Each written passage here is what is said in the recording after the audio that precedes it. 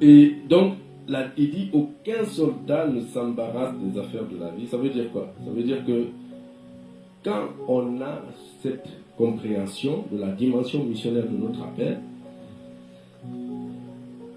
franchement, nous allons avoir une autre manière de marcher. Nous allons chercher à nous intégrer partout où nous sommes pour apporter justement le royaume. C'est pas se conformer, mais c'est chercher à s'intégrer. Il y a des gens que nous n'arrivons pas à gagner parce que nous n'avons pas assez d'amour que nous manifestons. Il y a des gens que nous n'avons jamais gagnés parce que nous avons gardé de la rancœur plutôt contre eux. Il y a des situations dans les foyers qui ne se règlent pas à cause du manque de pardon, à cause de l'orgueil que nous n'avons pas encore traité. Donc, la dimension missionnaire nous demande de ne pas nous embarrasser des choses du monde, des choses de la vie de tous les jours.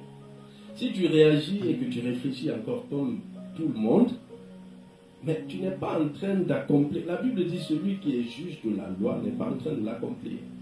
Si tu dis non, moi je ne lui pardonne pas parce que elle a fait ci, elle a fait ça, mais tu n'es pas en train d'accomplir la dimension missionnaire. Parce que tu te fies sur les considérations du monde. Dans le monde, c'est œil pour œil, dent pour dent. Jésus a dit, on vous a dit œil pour œil, dent pour dent, mais moi je vous dis que si on te gifle sur un jour, tends aussi l'autre. C'est une manière de parler. Quelqu'un me suit? La dimension missionnaire, le fait de s'intégrer, c'est pas se conformer. Tu as ce voisin, tu as ce collègue qui est orgueilleux, qui parle mal, et toi aussi tu joues le jeu. Toi aussi tu es orgueilleux envers lui, toi aussi tu lui payes 100% tout ce qu'il te fait. Bien aimé, tu n'es pas dans la dimension missionnaire. Alléluia. C'est quand tu montres le contraire. La Bible dit, si votre justice ne dépasse pas celle des pharisiens et des scribes, vous n'avez même pas commencé. Pourtant, vous êtes chrétien. Quelqu'un me suit? La dimension missionnaire, la deuxième partie, après le sacrifice de notre vie, sur lequel d'ailleurs nous n'avons aucun choix. Jésus est mort pour nous, il nous a rachetés, nous avons accepté nous avons accepté le Seigneur, nous lui appartenons. Notre vie, nous devons la donner, la mettre sur l'autel pour qu'elle lui appartienne à tous les niveaux. Il y a l'intégration, c'est de ça que je suis en train de parler. S'intégrer, comme les espions, ils viennent, ils s'intègrent dans la culture, ils s'intègrent dans le pays, ils s'intègrent dans la vie. Mais pourtant, ils sont en mission. Donc, partout où tu es, n'oublie pas que tu es en mission. La Bible dit, ne vous conformez pas au siècle présent, mais au contraire, soyez transformés par le renouvellement de l'intelligence. Romains 12, versets 1 à 2.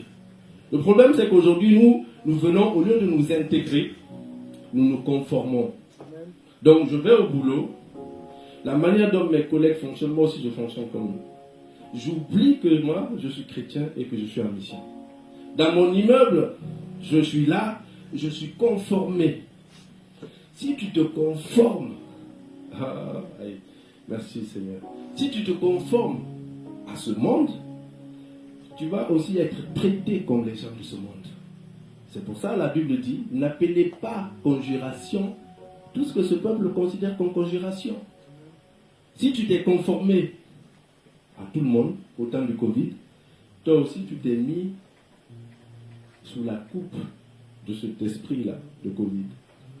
Mais si toi, tu es là, tu dis, ok, il n'y a pas de souci, le Covid est là, mais moi je ne suis pas concerné. Je suis désolé. Alléluia. Tu te retires consciemment parce que tu t'intègres certes à la société, mais tu ne te conformes pas. Et à plusieurs niveaux, nous oublions cela. Toi, tu penses que pour toi, il en est comme pour ton voisin. Or, ton voisin est païen, mais toi, tu es chrétien. Est-ce que tu te conformes ou est-ce que tu es juste intégré? Quelqu'un me suit? Quelqu'un va être révolutionné aujourd'hui. Partout où tu seras, tu vas t'intégrer, certes, mais tu n'oublieras pas ton identité. Alléluia. Et c'est ça qui fera la différence. C'est ça qui fera la différence dans la faveur que tu vas avoir, dans la manière dont tu seras traité. Quelqu'un me suit? Si les démons viennent là, qu'ils viennent ravager le quartier, Quand ils viennent au-dessus de ma maison, même de mes voisins, il y a un dôme invisible. Ils ne peuvent pas accéder. Pourquoi? Parce que, vous voyez, ça commence à déranger. Parce que moi, je sais que il y a des anges qui me gardent. Il y a le feu de Dieu autour de ma maison. Ah, quelqu'un n'a pas compris. Je parle de toi là, je parle de ta vie. Alléluia. Tu penses que les sorciers survolent ta maison comme ça? Si un sorcier survole ma maison, il tombe. L'essence finie, il tombe. Quelqu'un me suit? Amen. Si le monde occulte, ils envoient des flèches, ça n'atteint pas ma maison. Parce que je ne me suis pas conformé. Alléluia. Je me distingue par le fait d'être conscient de qui je suis. Parce que dans ma dimension missionnaire, il y a des choses que je n'accepte pas. C'est comme ça que nous sommes en train d'accomplir la dimension missionnaire. La dimension missionnaire, c'est une conscience que tu prends. À mon travail, on veut faire un licenciement. Moi, je ne suis pas dedans. Peut-être que toi, tu es dedans, mais moi, non.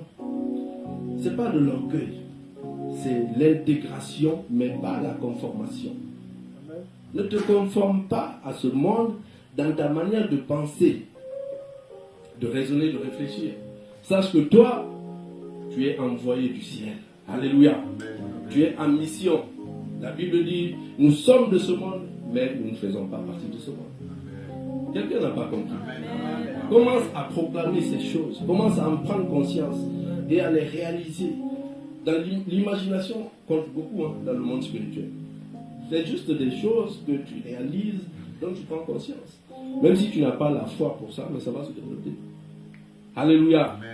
Amen.